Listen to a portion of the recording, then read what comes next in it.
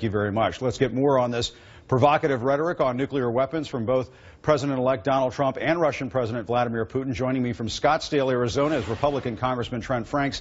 He's a member of the House Armed Services Committee. Congressman Franks, President-elect Trump says, "Let it be an arms race." That is the quote that he gave MSNBC, according to MSNBC. Is that kind of rhetoric from the President-elect appropriate, in your view? Well, I think it's important to keep in mind that the arms race has been something that has been taking place for the history of the human race. And the forces of freedom and human dignity have always had a choice.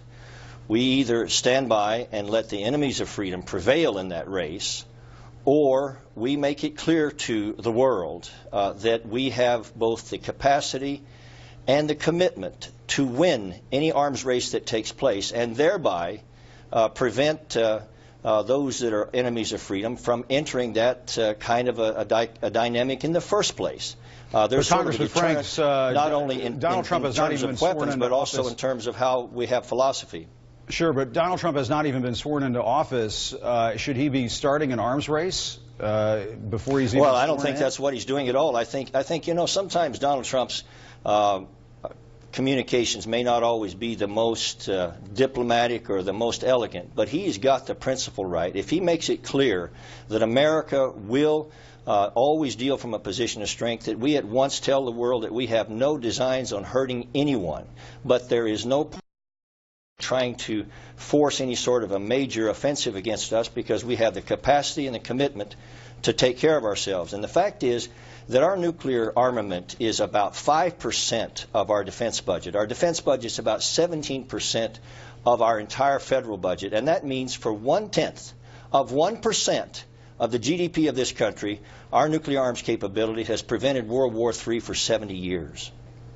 And Congressman Franks, let me ask you, as a member of the House Missile Defense Caucus, when Vladimir Putin specifically says he wants to be able to penetrate any current or future missile defense system, isn't that some kind of threat aimed at the United States and its allies? What do you make of that?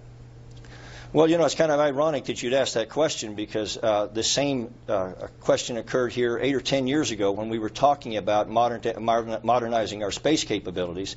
And there were those who said, oh, no, we don't want to weaponize space. And our opponents proceeded to do exactly that. So now there is a grave deficit in some of these areas. The hypersonic glide vehicles that Russia is developing would indeed make some of our most advanced missile defense capabilities obsolete. And it's important that we stay on top of that, because, again, we have two choices. We either stand by and let the opponents of freedom prevail, which is not good for anyone on earth, or as the unipolar superpower of the world, we make it clear that our ends and our hearts are good toward everyone, that we have no anger or hatred or wish to conquer anyone, but that we will stand and we will have an arsenal of freedom that will prevail in any circumstance. And I think that's what Donald Trump is trying to do. Sure. And Congressman, this letter that Vladimir Putin sent to Donald Trump, wanted to get your take on it. He's calling for collaboration between the Kremlin and the White House. This is an extraordinary letter, obviously. Trump says he likes the sentiment and hopes that they stay on the same page. Do you think Donald Trump will be tough enough with Vladimir Putin?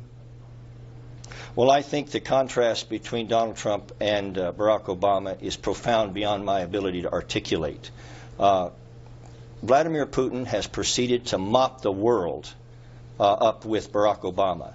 And we are a weaker nation because Barack Obama was president of the United States than we have been in a very long time. And I think that Vladimir Putin recognizes that there's a different man in the White House now, or going to be soon, and that he has to readjust his trajectory. That is absolutely true, very true, sir. Thank you very much. Congressman Trent Franks joining us from Arizona. Thank you. Happy holidays, sir. Merry Christmas. Merry Christmas to you, sir.